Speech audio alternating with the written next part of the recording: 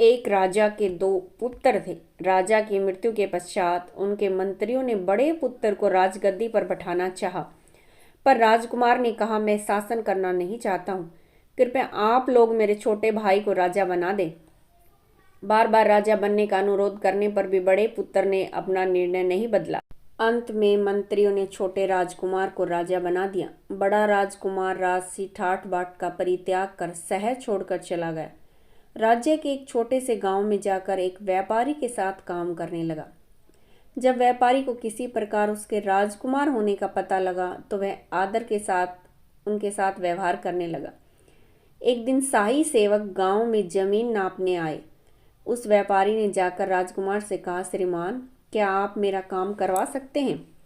कृपया अपने छोटे भाई से अनुरोध कर मेरा कर मुक्त करवा दें। राजकुमार ने तत्कालीन राजा अपने छोटे भाई को पत्र लिखा कि वह व्यापारी के साथ काम करता है, उसका कर क्षमा कर दिया जाए। राजा ने उसका कर क्षमा कर दिया। शेष गांव वालों को जब इस बात का पता चला तो वे भी राजकुमार के पास आए और कहने लगे, हम लोग आपको कर दे दिया करेंगे, पर राजा के कर से हमें मुक्त करवा दें। बड़े राजकुमार ने पुनः अपने छोटे भाई को उनका आवेदन भेज दिया। इस प्रकार सभी गांव वालों को कर से मुक्ति मिल गई और उन्होंने बड़े राजकुमार को कर देना शुरू कर दिया। अब राजकुमार को विशेष आदर सत्कार मिलने लगा और उसका धीरे धीरे लालच भी बढ़ता गया।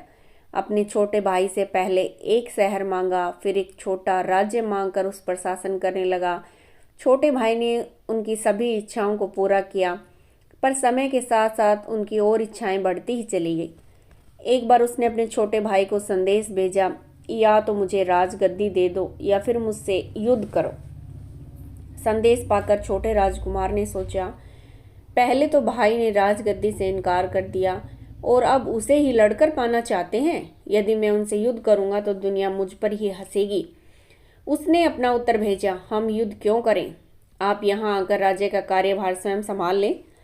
इस प्रकार बड़ा राजकुमार राजा बन गया। धीरे धीरे उसने अपने राज्य का विस्तार प्रारंभ कर दिया।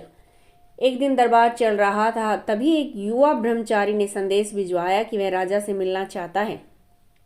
राजा ने उसे भीतर बुलवाया। भीतर आकर युवा ब्रह्मचारी ने राजा को अभिवादन किया। राजा ने पूछा, क्या चाहिए तुम्हें?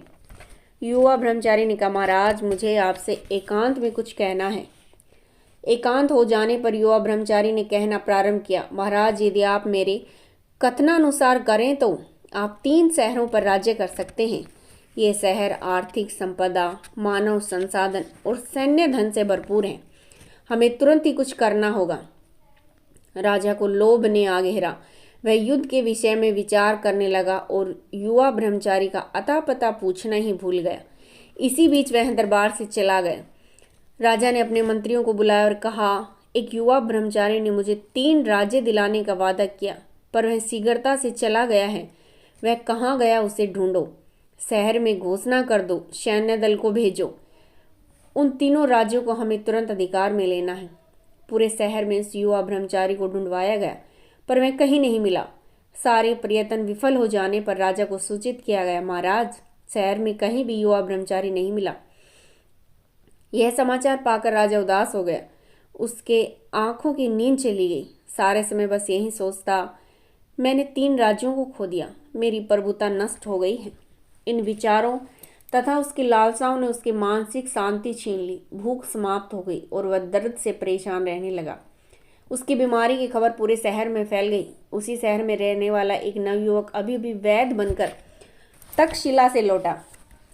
राजा की बीमारी की बात सुनकर वह राजमहल में आया और बोला, मैं राजा को स्वस्थ कर दूंगा। राजा को तुरंत सूचित किया गया कि एक युवा चिकित्सक उन्हें स्वास्थ्य लाभ कराने आया है। राजा ने चिकित्सक से पूछा, कई योग्य चिकित्सक मुझे स्वस्थ नहीं कर पाए, तुम ऐसा क्या करोगे? युवा चिकित्सक ने उत्तर दिया, हे महाराज, मैं आपको स्वस्थ करने का आश्वासन देता हूँ। मैं आपसे किसी शुल्क की अपेक्षा नहीं करता। आप मात्र दवा का मूल्य मुझे दे दीजिएगा, पर आपको अपनी बीमारी का कारण विस्तार पूर्वक मुझे बताना पड़ेगा। राजा ने कहा, तुम बीमारी का कारण क्यों जानना चाहते हो? तुम बस मेरा इलाज करो। चिकित्सक ने समझाया, महाराज, चिकित्सकों को जब बीमारी के कारण के विषय में बताया जाता है तभी वे रोगी का पूर्ण रूप से इलाज कर पाते हैं। राजा ने चिकित्सक को प्रारंभ से अंत तक की सारी बातें बताई। युवा ब्रह्मचारी का आना, 3 शहरों को जीतने का उसका प्रस्ताव तथा अपने स्वास्थ्य की वर्तमान अवस्था बता दी। राजा ने कहा, वत्स, मेरी बीमारी का प्रारंभ उन 3 शहरों पर अधिकार प्राप्त करने की लालसा से हुआ है। यदि तुम मेरा इलाज कर सकते हो तो मैं अति प्रसन्न होऊंगा। युवक ने राजा से पूछा, महाराज, क्या चिंता से आपको वे तीनों शहर प्राप्त हो जाएंगे? राजा ने उत्तर दिया, नहीं वत्स, नहीं।